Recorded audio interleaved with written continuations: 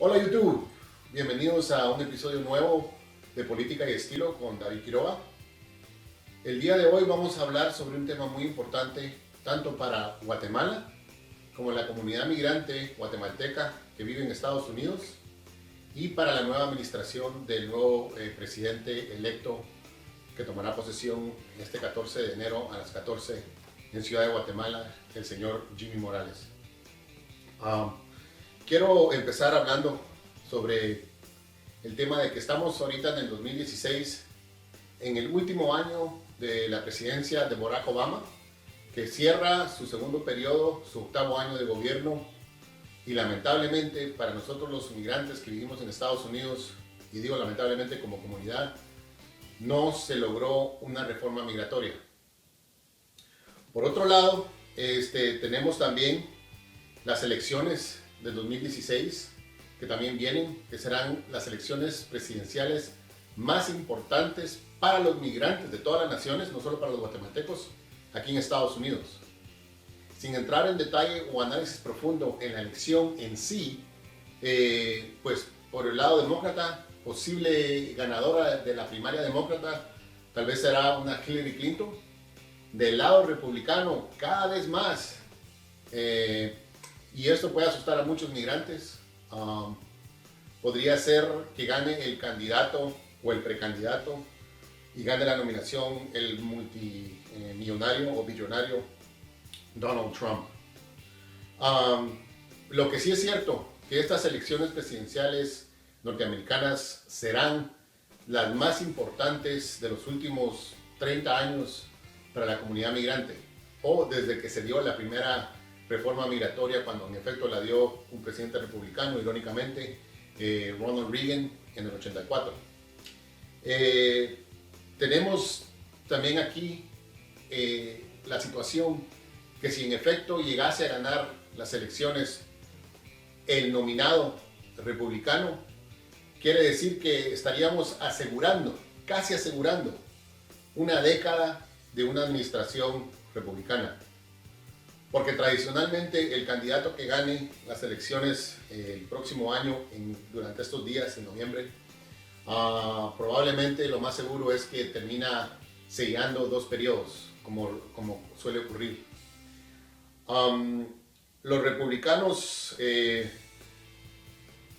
su primaria tienen ahorita en la delantera a Donald Trump, y como nosotros mismos en Guatemala vivimos ahorita un aire de cambio, donde el pueblo en sí, simple y sencillamente, ya no quería más un candidato tradicional o fuera de la política o apolítico hasta cierto sentido, aunque eso es una aberración decir apolítico, porque desde que uno participa en la política se vuelve político, ¿no? Pero alguien, una cara nueva, que venga a oxigenar esos ambientes políticos o los corredores del poder en las capitales, como nos pasó, por ejemplo, en Guatemala, con la elección de Jimmy Morales, pues vivimos nosotros como país el efecto muy poderoso que puede tener esa ansiedad, esa necesidad, esa sed de cambio. Bueno, lo mismo precisamente podría pasar en este caso aquí en Estados Unidos con la posible elección de Donald Trump, que prácticamente hasta escalofriante es. Tiene muchas similitudes con lo que pasó en Guatemala en términos del perfil del candidato que se eligió, puesto Donald Trump también es entretenedor, ¿verdad? También, aunque su género de entretenimiento no fue la comedia, sí es cómico, sus argumentos pueden ser hasta cómicos, ¿verdad? Y totalmente fuera del cajón normal o los parámetros normales de cualquier candidato presidencial en Estados Unidos. El 95% de las cosas que Donald Trump dice, cualquier agencia o bufete de consultoría política le diría a un candidato, pues esta es la lista de las cosas que no tienes que decir. Bueno, como que a Donald Trump le pasaron esa, pero como que le pusieron arriba, esto es lo que tienes que decir. Y bueno, lo que es cierto que él ahora pues ha roto esquemas y es ese candidato apolítico, antisistema, que los norteamericanos muy posiblemente, primero en primaria, ¿verdad? La derecha gringa, tal vez elija un Donald Trump como su nominado a la presidencia. tenemos dos factores en las elecciones norteamericanas. Los norteamericanos como sociedad, como cultura, como país, responden a dos factores esenciales durante una elección. La salud económica del país en términos de las rentas disponibles o el dinero extra que les quede a ellos de sus ganancias de empleo después de que hayan suplido sus necesidades básicas de pagar la renta, de pagar la hipoteca de la casa, de pagar los seguros médicos, de pagar los seguros de los carros, la porción de dinero que les queda disponible para el gasto, o sea, la rentabilidad de su sueldo, la renta extra que les queda de su sueldo, se usa para que ellos puedan tener esa habilidad de poder consumir y tener acceso a los productos que un mercado ofrece para los consumidores. Ese es el factor número uno y uno de los factores más importantes. En Buen Chapín, si los gringuitos tienen pisto en la bolsa para ir a gastar, todos están happy y todo está bien, ¿verdad? La otra cosa es también que es un factor muy esencial en la cultura norteamericana, es la seguridad. El norteamericano o la sociedad norteamericana es una sociedad donde se vive un esquema de una sociedad abierta, una sociedad libre, una sociedad de libre expresión, una sociedad de espacios y locomoción libre. A la misma casa de estado, de cada estado, uno puede entrar sin mayor dificultad, sin mayor chequeo de seguridad. ¿Por qué? Porque es el concepto de que es la casa del pueblo y por lo tanto tiene que ser accesible para el pueblo. Entonces, dentro de ese contexto, ahorita estamos nosotros viviendo momentos muy difíciles. ¿Por qué? Porque tenemos ahorita el tema del terror, el tema de lo que acaba de ocurrir en Francia, el tema que se está viviendo ahorita con este último incidente entre Putin y Turquía. Tenemos también, por supuesto, Siria, el Estado Islámico, el ISIS, la explosión del jet comercial ruso, que también se lo acredita el Estado Islámico. Todos estos factores hacen que las potencias mundiales, Francia, Rusia, la Unión Europea, Estados Unidos, Canadá, Alemania, España, o sea, el mundo occidental que está en el poder, ¿verdad? Que pone las reglas del juego a nivel global, estén ahorita bajo ataque o se sientan bajo ataque o se sientan en peligro, ¿verdad? De factores extranjeros, énfasis en factores extranjeros. ¿Por qué énfasis en factores extranjeros? Bueno, básicamente que esta cuestión de terror básicamente nos pone como migrantes y en el tema de la reforma migratoria en un dilema bárbaro. ¿Por qué? Porque se vuelve a vivir exactamente lo que se vivió cuando se derribaron las Torres Gemelas en el 2011.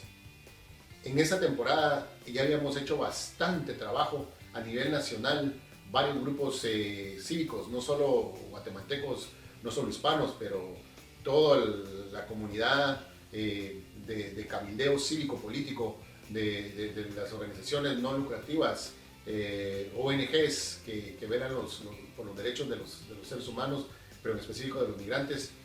Casi se estaba llegando a un paquete que podría haber pasado en el Congreso de Estados Unidos como una reforma migratoria. Y ahí viene el terror, el ataque terrorista de las Torres Gemelas. Movámonos casi 15 años adelante en el calendario, otra vez lo mismo. En parte sí, Barack Obama tuvo la culpa, por decirlo así, en el sentido de que él hubiera pasado una reforma migratoria en los 2 primeros años de su gobierno, de su primer periodo, pero no fue así. Entonces, ¿de qué nos sirve lamentarnos?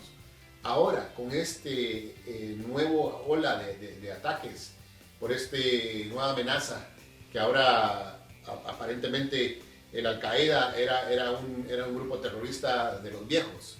El Estado Islámico, lamentablemente, supuestamente dicen los analistas que es una célula, un grupo de terror, de terroristas que logró llamar la atención de los jovencitos y las jovencitas, y gente irónicamente muy educada.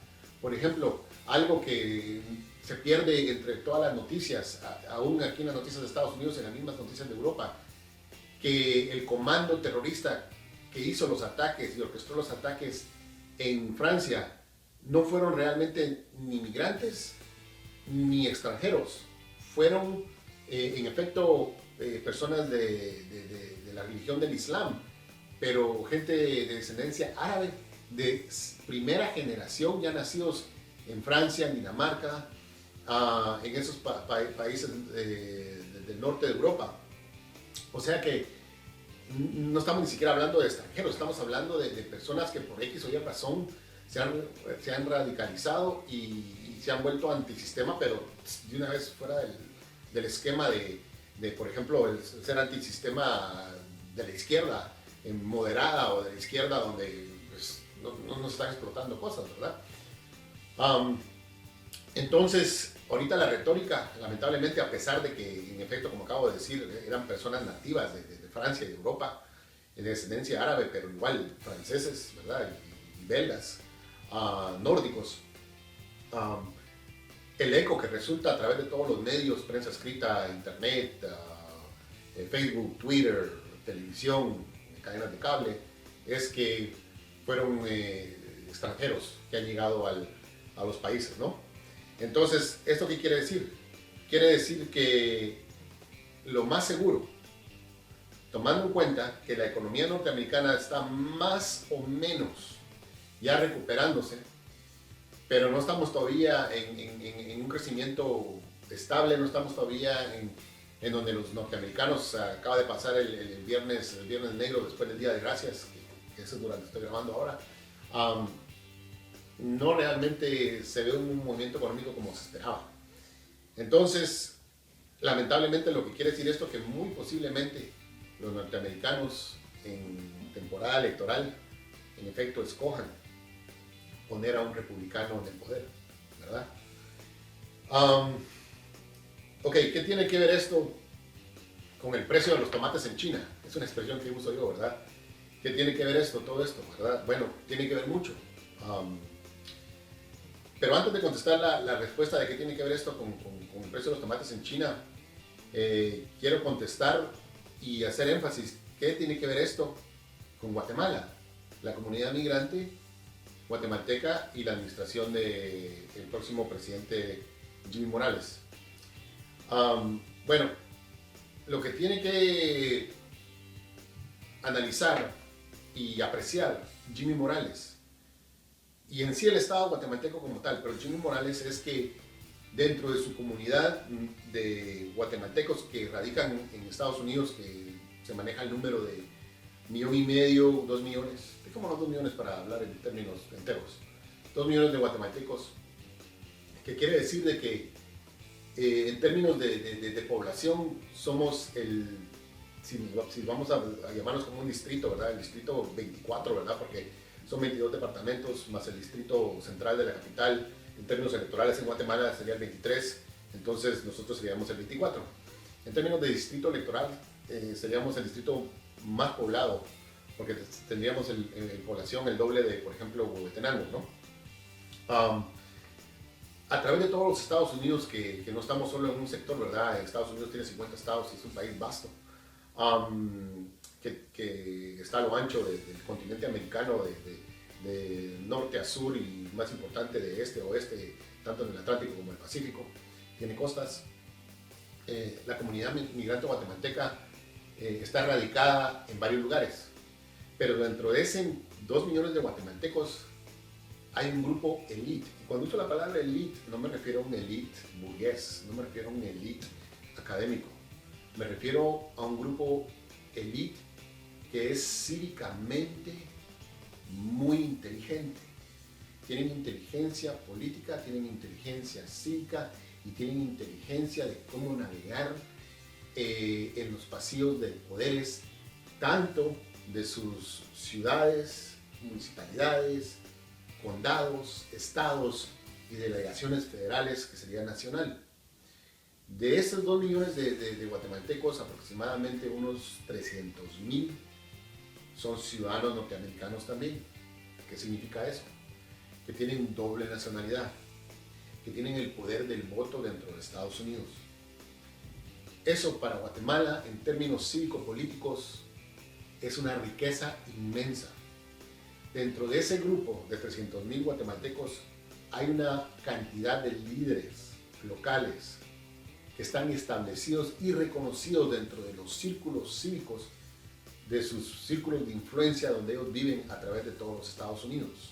Nueva York, Florida, Texas, Nuevo México, Arizona, Rhode Island, el estado de Washington, el mismo Washington DC, Colorado, Nevada, en fin, Utah. Ahí estamos en todos lados.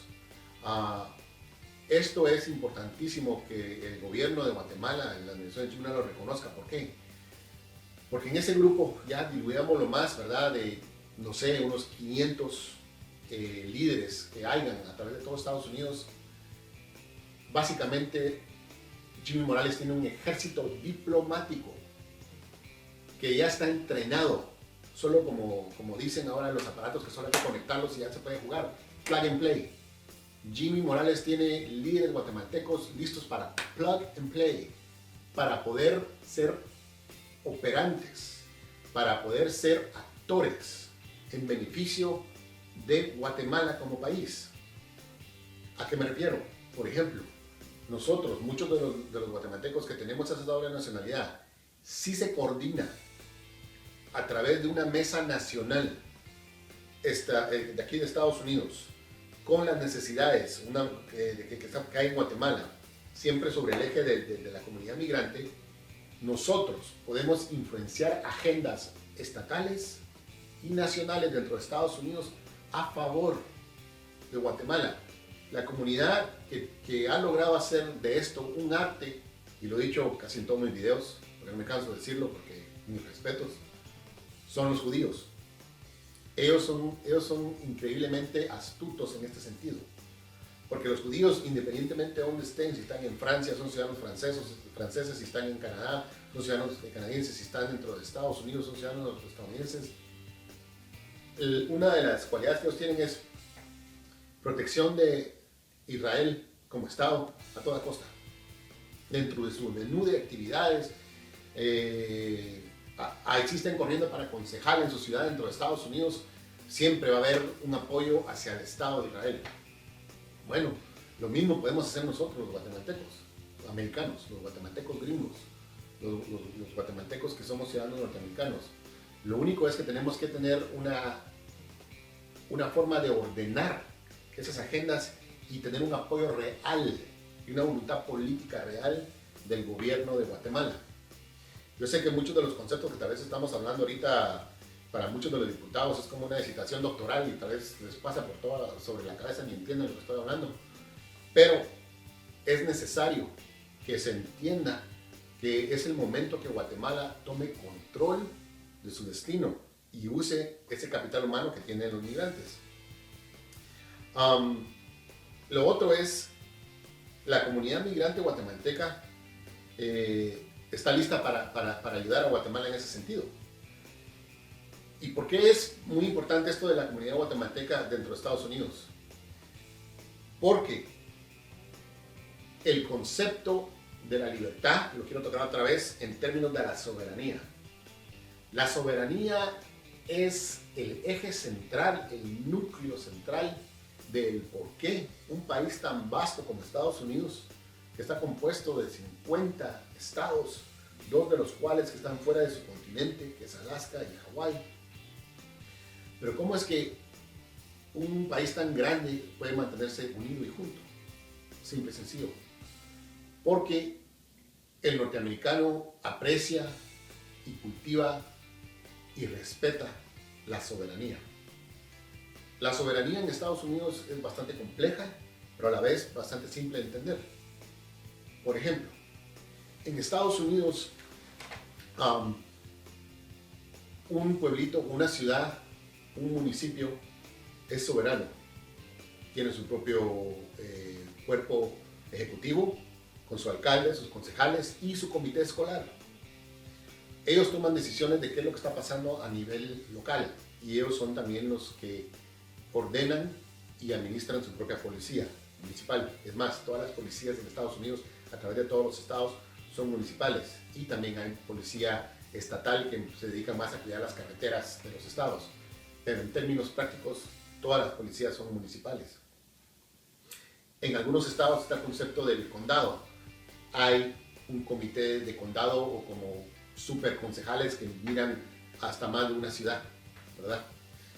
Y luego, por supuesto, está el gobierno estatal.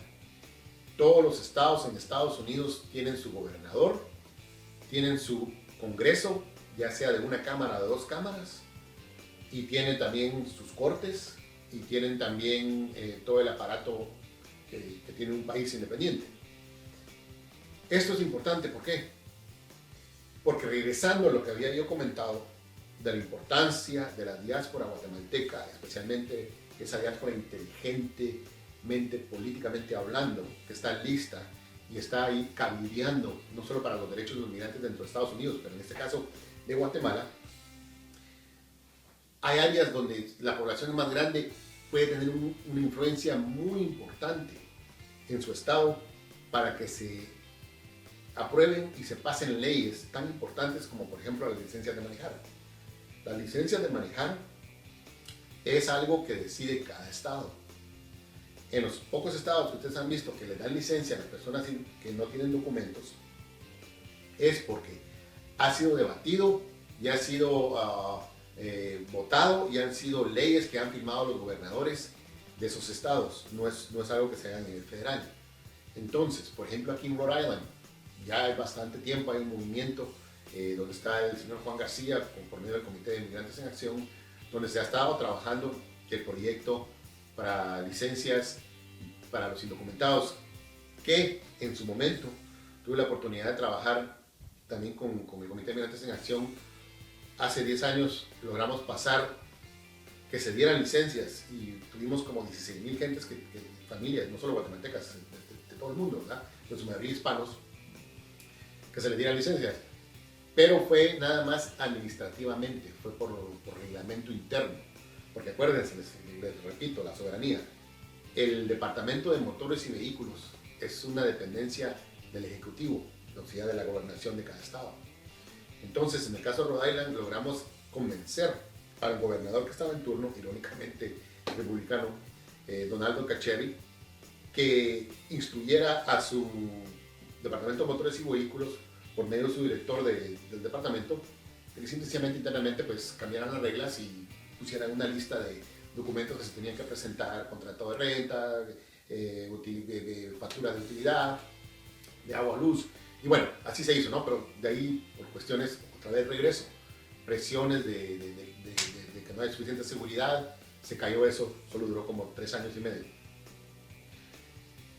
A nivel nacional, lo mismo, colectivamente, todos los hispanos, los guatemaltecos en este caso, que vivimos en los estados, podemos influenciar a nuestras delegaciones federales.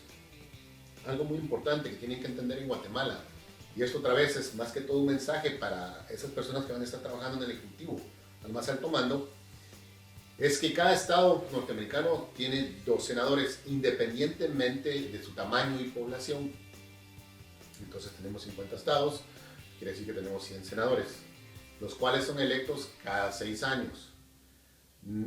Cuando viene un periodo presidencial, solo se elige el 33% de los senadores, o sea que unos 34 a 35 senadores, dependiendo de lo que esté pasando. Y luego, cada 2 años hay elecciones del Congreso, que son 435 diputados. Esos sí son basados en el reflejo del censo, cuánta población hay.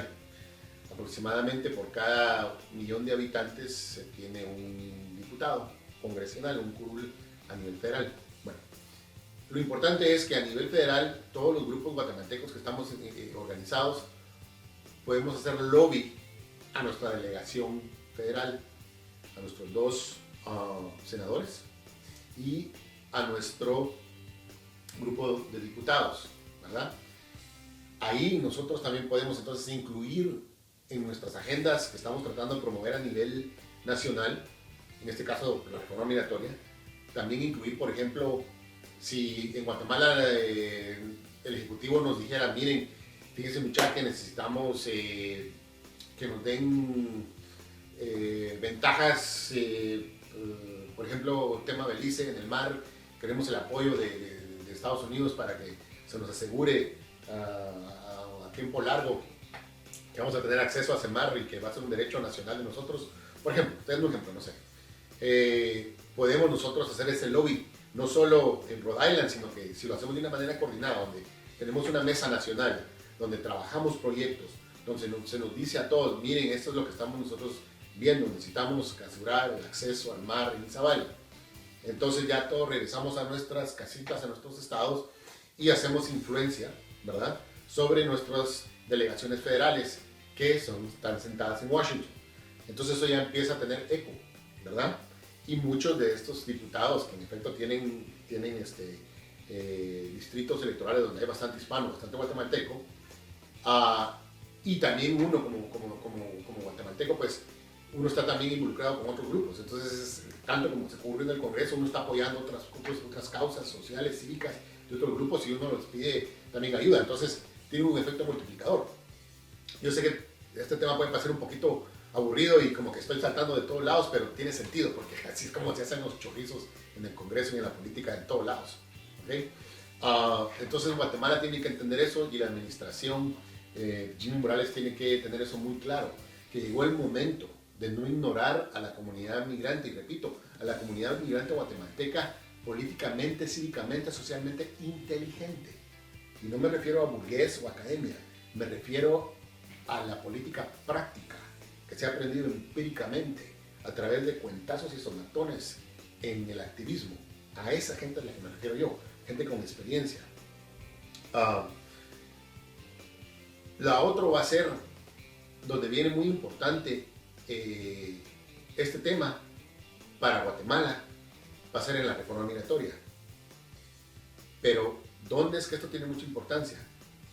Guatemala tiene que tener muy claro que la elección presidencial que viene en el 2016 va a ser crucial. Va a tener un efecto en los próximos 10 años. O sea que legislativamente estamos hablando que va a tener un efecto de los 20 años en venir. ¿Qué leyes se puedan pasar en esos 8 años? Especialmente ya sea endurecer leyes contra los migrantes o favorecer a la comunidad migrante. Y a Guatemala, cuando recibe el 15% del Producto Interno de la nación, de nosotros los migrantes, hay una expresión en Estados Unidos que se llama no-brainer, o sea, no hay que pensarlo, es un sector importante, ¿verdad? Y es necesario que tanto el Congreso de la República de Guatemala le ponga atención también a esto, porque como en muchos otros videos también hemos hablado de Conamigua, pero ahorita no vamos a gastarnos tiempo en Conamigua, pero el Congreso también tiene que ponerse pilas en ese sentido. Y tenemos que recordar que esos soldados cívicos de Cancillería que tiene Guatemala y nosotros los migrantes van a ser muy importantes en esta elección. ¿Por qué? Porque recordemos que la presidencia en Estados Unidos no se elige por voto popular, se elige por voto colegiado. Y los votos colegiados equivalen a cada curul que tiene ese estado en el Congreso. Les voy a dar un ejemplo bien básico, bien sencillo. Voy a hablar de Rhode Island. Rhode Island tiene 2 senadores y como solo tenemos 1.100.000 gentes, tenemos 2 diputados federales. O sea, tenemos 4 curules en el Congreso en total. 2 en el Senado, 2 en el Congreso. Entonces, ¿qué les acabo de decir? Los votos colegiados de cada estado reflejan la cantidad que tenga de representación dentro del Congreso, incluyendo senadores y representantes o diputados. O sea que en el caso de Rhode Island, en el ejemplo que les acabo de dar, tenemos 2 senadores, 2 diputados, son 4 curules, tenemos 4 votos electorales. Ven ahí a la relación. Todo va intercalado, todo tiene sentido. Por eso es importante para el próximo presidente de Guatemala, Jimmy Morales, que se ponga pilas y de veras se trabaje de una forma ordenada y bien específica, ¿verdad? Tema número 1 a nivel de Estados Unidos va a ser reforma migratoria. Pero parte de eso sería también hacer un censo, ¿verdad? De ver cómo nosotros podemos aprovechar los recursos que ya tenemos como Estado dentro de Estados Unidos. Yo empezaría con, ok, ¿dónde tenemos consulados? ¿Qué organizaciones hay en los consulados? ¿Cómo podemos fomentar esa sinergia, esa armonía cívica para poder tener identificados quiénes son los actores en cada área, ¿verdad? Empezar un calendario de reuniones de cada 3 meses, ya sea en Estados Unidos, en Washington o en Guatemala.